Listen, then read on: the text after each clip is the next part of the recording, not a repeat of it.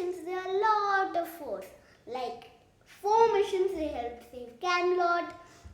4 missions they traveled to different places. And 4 missions they find secrets of happiness.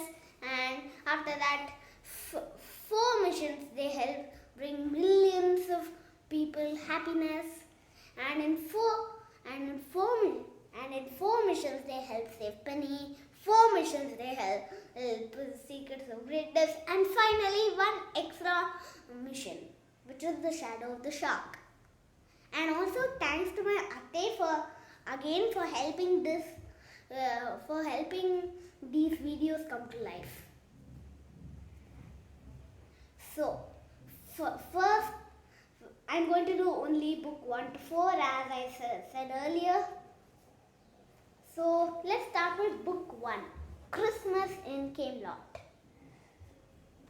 When Jack and Annie receive an invitation to spend Christmas Eve in Camelot, a magical place that exists only in myth and fantasy, they know that they are in for their biggest adventure yet.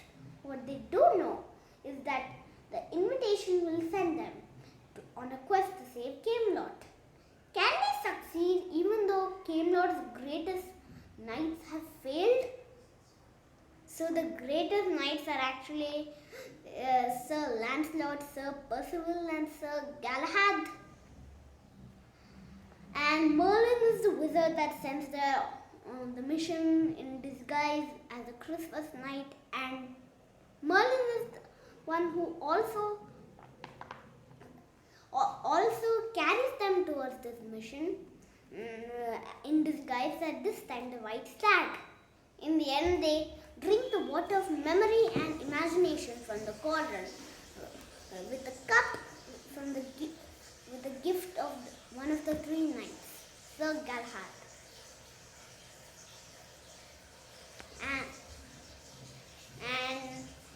And then they will escape through and save the knights. And the keepers of the other world are 4 dragons, like I said earlier, and some dancers. Why dancers? Well, the dance makes you get so lively that you just want to keep dancing with them forever and ever. That's what Jack fell for. He danced with them for about 10 minutes until Andy screamed, "Morgan! Morgan!" which made Jack stumble up, and they also used the cloak of invisibility to get past the keepers of the court, more keepers of the other world, 2 knights. And in the end they came back and celebrate Christmas forever. The reason they're gone to all this quest, Camelot was robbed of his joy. And if I rate it in 10, I would rate it maybe 8. Not my favorite book, but still pretty good. So we'll keep that aside. Next we have Haunted Castle on Hallows Eve. A castle looms dark against the light of the moon. No candles burn in its windows. No laughter rings through its halls. What has happened to the castle and the people who live there? Merlin the magician asked Jack and Annie to find out. But are they brave enough to step through the creaking doors and solve the mystery of how the castle became haunted? Well, yes, they can, and they did. They actually realized in a later part that the Diamond of Destiny had been stolen by a Raven King, who had also stolen the spell of the Ice Wizard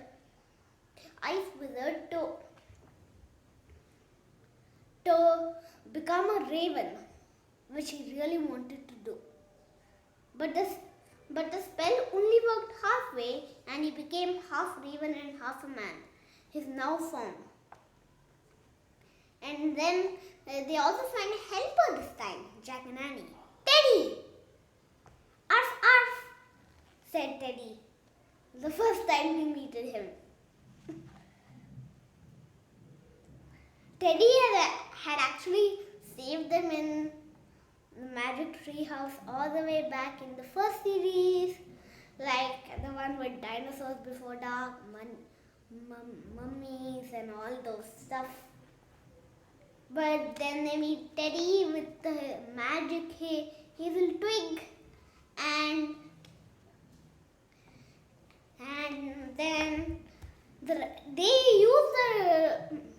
then they turn into ravens to journey to nest of the Raven King.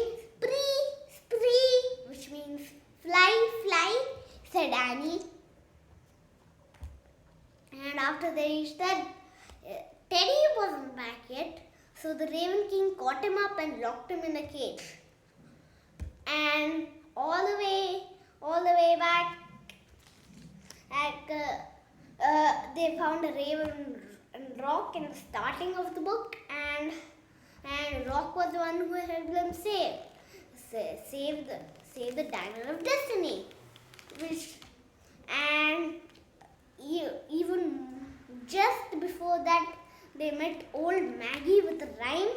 Let me just read it out to you. Where are the girls? Where is the girl who spins into thread? Where are the boys who play chess before bed? Where is the hound who waits to be fed? I know I made it sound kind of scary, but that was the rhyme. And once the Diamond of Destiny has been retrieved, all the girl and boy and the dog, who turned out were just invisible, came back to their normal forms.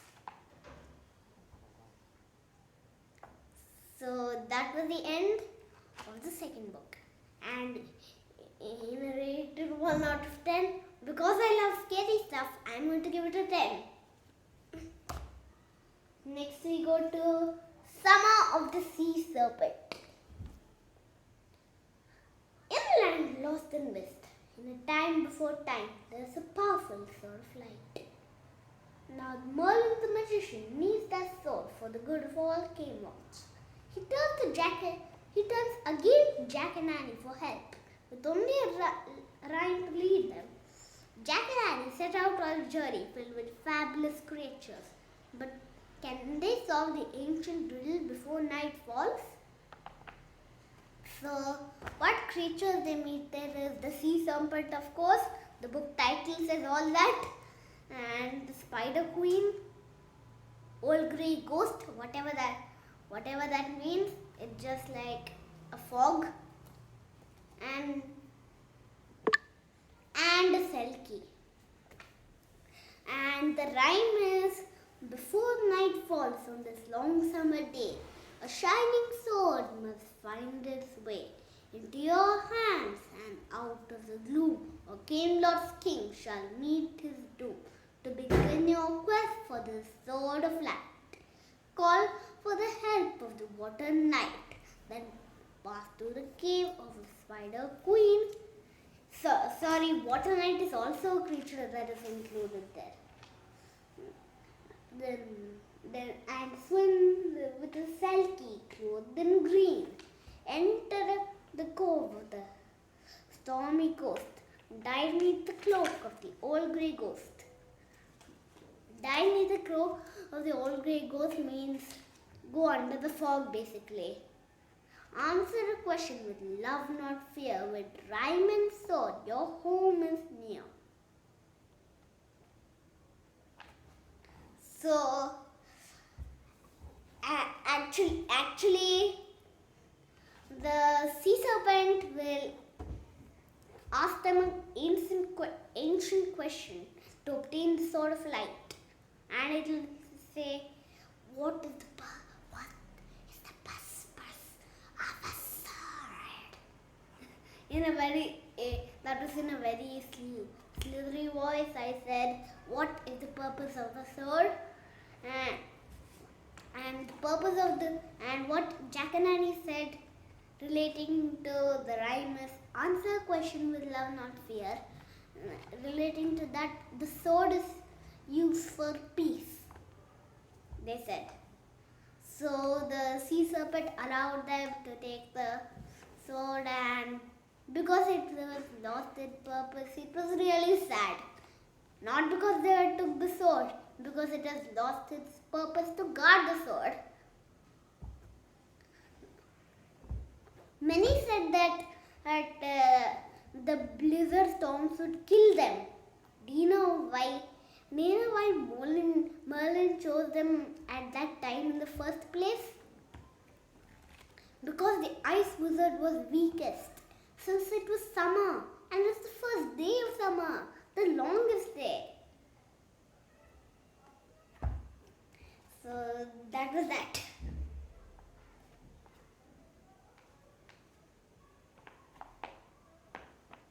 And the Selkie clothed in green is actually a Selkie is basically a person that when in water can turn into seal. That's a Selkie. And that Selkie here is named Kathleen, who, as the book says, is the prettiest girl Jack has ever seen. He's always very shy around her. I don't know why.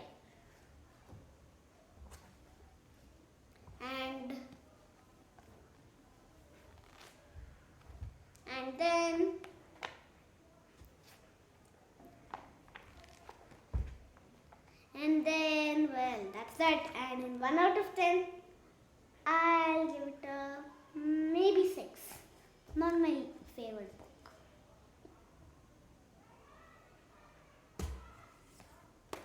Next, the final book of this episode, Winter of the Ice Wizard.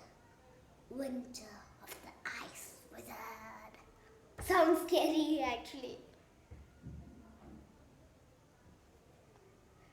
And then, let me read the back.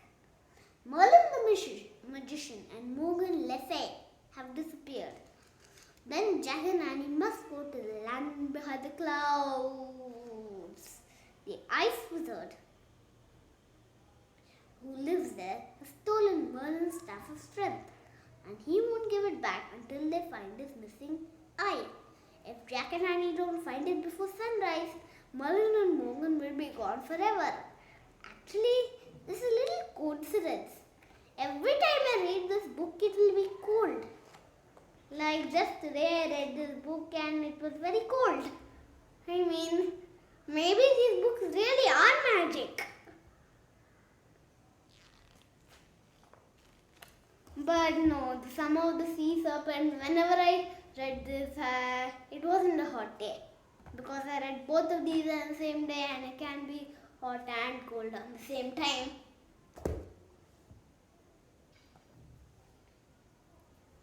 So basically this is the Ice Wizard and these are snow wolves, which they say if they catch up to you, they will eat you, but in reality they are Merlin and Morgan. So they found his eye, which turned out to be a fakie. Then Teddy and Kathleen found the real eye and gave it to the Ice Wizard, and Merlin and Morgan were back. And in 1 out of 10, I give it a maybe 9. Actually, I do not have the 26th and 27th book, so I'm not going to do a review about that until I get it, basically. Well, that's the end of this video. Hope you liked watching. Thanks for watching. Make sure to like, subscribe and ring the notification bell. Thank you.